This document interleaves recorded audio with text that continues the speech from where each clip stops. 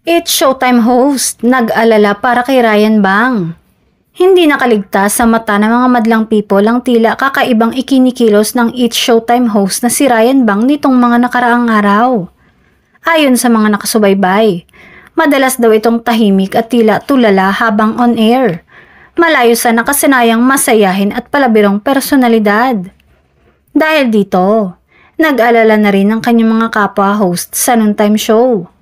Napapansin nila na tila may mabigat na pinagdadaanan si Ryan, lalo na't kumakalat ang balitang kanselado na umano ang kanyang kasal sa nobyang si Paula.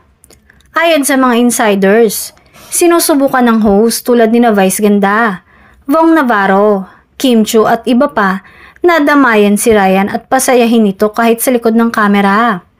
Sa kabila ng lungkot na pinagdadaanan niya, pinipilit pa rin daw ng Korean comedian na maging profesional at ipagpatuloy ang kanyang trabaho.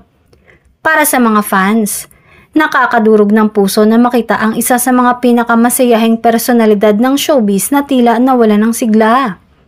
Kaya naman marami ang umaasang makabangon agad si Ryan at muling makitang magaan ng loob sa harap ng kamera.